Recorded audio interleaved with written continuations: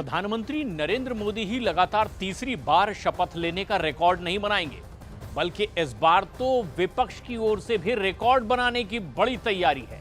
18वीं लोकसभा में नेता प्रतिपक्ष पद पर 10 साल बाद सूखा खत्म होने वाला है।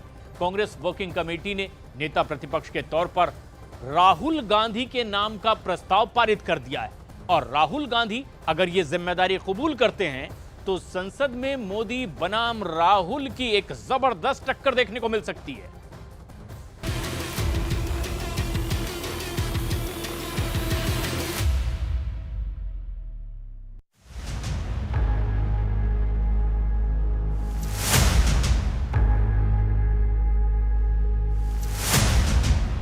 सोनिया गांधी, प्रियंका गांधी, मल्लिकार्जुन खड़गे, जयराम रमेश, केसी वेणुगोपाल, अजय माकन, रणदीप सुरजेवाला, अंबिका सोनी। कांग्रेस कार्य समिति की बैठक में पार्टी के तमाम बड़े चेहरे मौजूद थे। बैठक में 18वीं लोकसभा में मिली पार्टी की बढ़ी सीटों के लिए राहुल गांधी को धन्यवाद दिया गया और कांग्रेस महासचिव प्रियंका गांधी को भी थैंक यू कहा गया।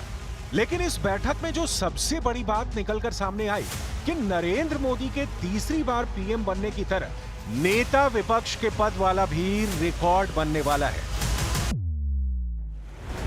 कांग्रेस कार्य समिति की 3 घंटे चली बैठक में नेता प्रतिपक्ष को लेकर प्रस्ताव पारित। राहुल गांधी को नेता विपक्ष बनाने का प्रस्ताव पास।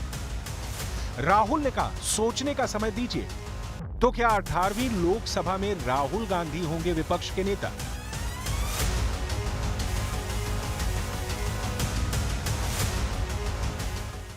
इस सवाल का जवाब कांग्रेस नेता केसी वेणुगोपाल से सुनिए। CWC unanimously requested Sri Rahul Gandhi ji to take the leader of the opposition position in Lok Sabha. All the participants unanimously put up their views on this issue. 2024 के लोकसभा चुनाव के लिहाज से कांग्रेस देश की दूसरी सबसे बड़ी पार्टी बन चुकी है। लोकसभा के आंकड़ों को देखें तो बीजेपी के 240 सदस्य हैं, जबकि कांग्रेस के 99। नियमों और परंपराओं के मुताबिक लोकसभा में सदस्यों की संख्या का 10% जिस पार्टी के पास होता है उसे नेता विरोधी दल का तमगा मिल जाता है।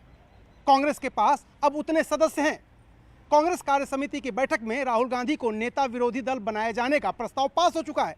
अब सवाल यह है कि राहुल गांधी ये पद स्वीकार करते हैं या फिर इनकार करते हैं। सवाल फिर से वही कि क्या राहुल गांधी अब की बार संभालेंगे नेता विपक्ष का पद? कांग्रेस पार्टी की तो यही मंशा है कि राहुल गांधी को ही लोकसभा में नेता विपक्ष का पद संभालना चाहिए। लेकिन राहुल गांधी ने इस बारे में सोचने के लिए पार्टी से वक्त देने को कहा है। राहुल गांधी अगर इस पद को कबूल करते हैं तो इसके लिए सबसे पहले उन्हें सबसे बड़ा काम तो यह करना होगा कि रायबरेली और वायनाड लोकसभा सीट में से किसी एक को छोड़ना होगा। यह काम राहुल गांधी के लिए बहुत आसान नहीं है, क्योंकि 2019 लोकसभा चुनाव में जब अमेठी से स्मृति ईरानी ने राहुल गांधी को शिकस्त दी थी, तब वायनाड सीट में ही राहुल गांधी को जिताकर लाज बचाई थी। अब की बार राहुल गांधी फिर 2 सीटों से चुनाव लड़े हैं और दोनों से जीत कर आए हैं।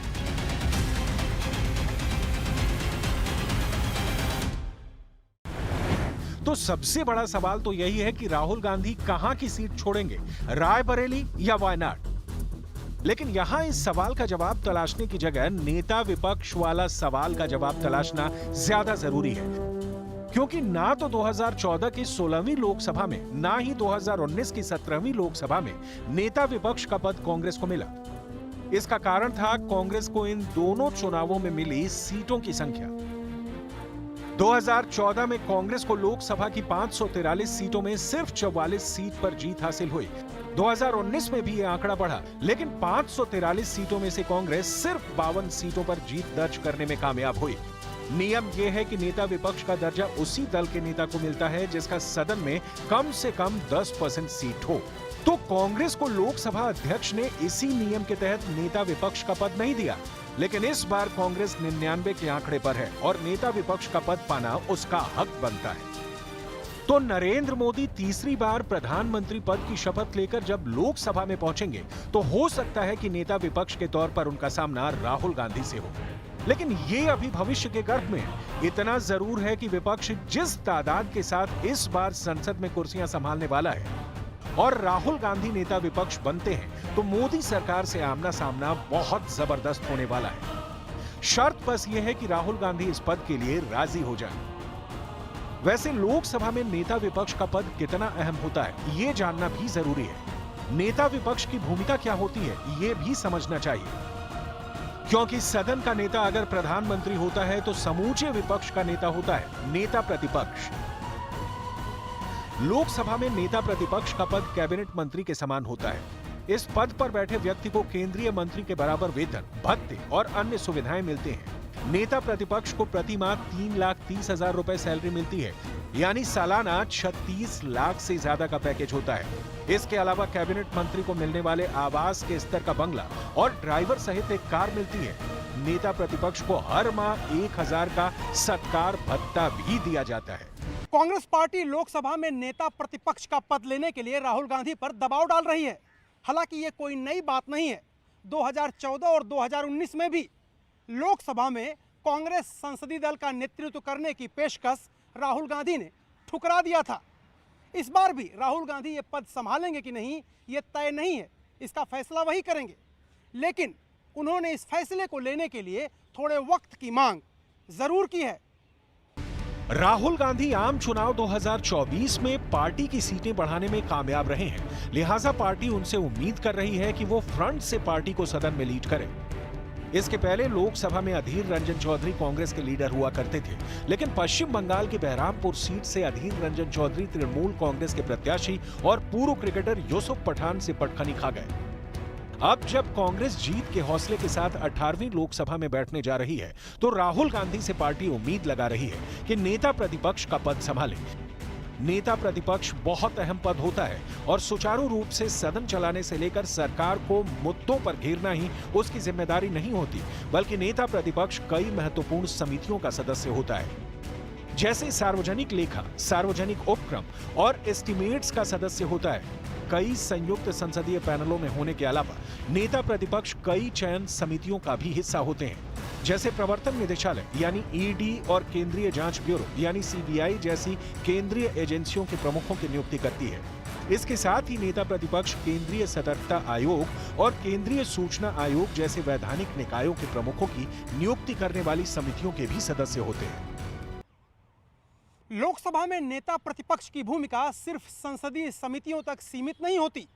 कई मामलों में और कई नियुक्तियों में उसे प्रधानमंत्री के साथ बैठना पड़ता है। प्रधानमंत्री नरेंद्र मोदी के साथ राहुल गांधी नेता प्रतिपक्ष अगर बनते हैं तो किस तरह से तालमेल बिठाएंगे ये देखना कम दिलचस्प नहीं होगा।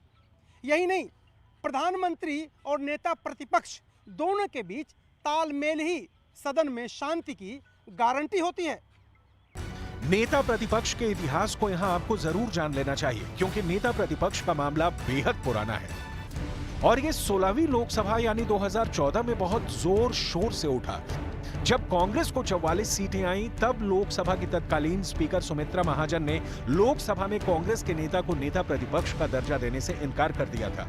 इसके लिए स्पीकर ने अटॉर्नी जनरल से सलाह ली थी।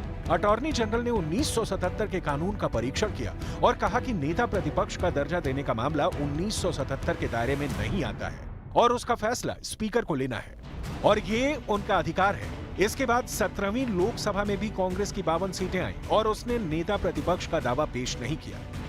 लेकिन तब से सियासी नदी में बहुत पानी बह चुका है। अब कांग्रेस लोकसभा में पहले के मुकाबले काफी ताकतवर हो चुकी है। 1952 में पहले आम चुनाव के बाद लोकसभा का गठन हुआ और तब 10% सीटें मिलने के बाद नेता प्रतिपक्ष का दर्जा दिए जाने का नियम आया था। इसके लिए तत्कालीन लोकसभा अध्यक्ष जीवी मावलंकर ने नियम तय किया था कि नेता प्रतिपक्ष के लिए 10% सीट होना चाहिए। लेकिन इसके बाद 1977 में नेता प्रतिपक्ष वेतन भत्ता कानून बनाया गया। इसमें कहा गया कि सरकार के विरोधी दल का नेता उसे माना जाएगा जिसकी संख्या सबसे ज्यादा होगी। राहुल गांधी अगर नेता प्रतिपक्ष का पद स्वीकार नहीं करते हैं, जैसा कि कांग्रेस कार्य समिति चाहती है, तो फिर कौन होगा नेता प्रतिपक्ष? ये एक बहुत बड़ा सवाल है।